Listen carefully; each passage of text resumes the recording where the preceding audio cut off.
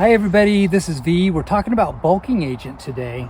And this is a pile of bulking agent that we brought over just to be with our composting vessel, because one of the critical things is to have enough bulking agent to make your composting process go. So we're going to be looking at good types of bulking agent, bad bulking agent, do's and don'ts for bulking agent for your compost process. This is wood chip that was chipped on site. And wood chip works really well as a bulking agent for your compost process because it has some decent particle size. We generally say that the optimum particle size is about 1 inch minus, which means 1 inch long or less. So you can see there's certainly smaller particle size here. This one's a little bit longer, but most of it's smaller stuff. And that's what you're looking for in a good bulking agent, is good particle size, because it leaves enough airspace in your compost pile but not too much airspace. So this about 1 inch is about the optimum. So here are some wood shavings. This is a baled shaving. You can see the particle size is sort of similar to the wood chip I was just showing you. It's a little less than 1 inch. These work really nicely as well in a compost pile because they add good loft and good airspace. The particle size isn't so big, so it gives you more of a soil amendment looking product when you're done with it. Here are some leaves. These also work well as a good bulking agent because they have some particle size to them. They hold some airspace naturally. All right, so these are some larger wood chips that are maybe a bit too big to go into a compost pile, but you certainly could put them in. The challenge is they're going to end up in your finished compost because wood biodegrades pretty slowly. It takes months for woody fiber to break down. These are examples of things that generally don't work well in a compost pile.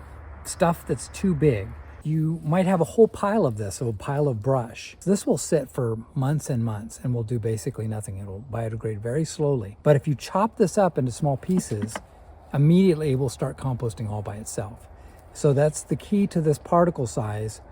You're making it so that the microbes have enough moisture to live, but not so much moisture that they can't breathe. So here's another example or a reason why large material in your compost pile doesn't work.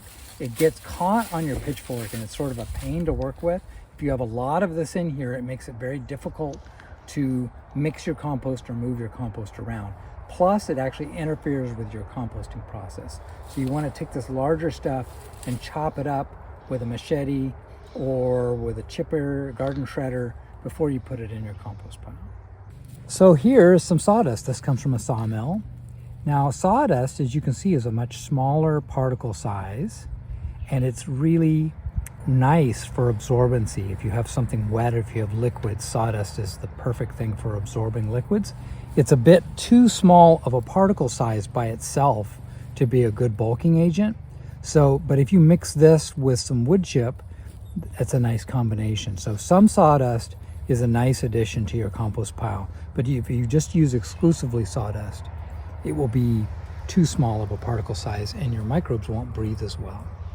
So another thing that we look at with bulking agent is moisture content. And you can see we just had some rain, and this bulking agent, this wood chip, is pretty wet. And that's not the best. That's not what we want, because if you take wet wood chip and mix it with wet food waste, you get a wet, sloppy compost. So this wood chip over here is a little drier, and that's more what we're looking for. But generally speaking, what we like to do in the wintertime or in the wet season is to cover our bulking agent to keep it from getting too wet.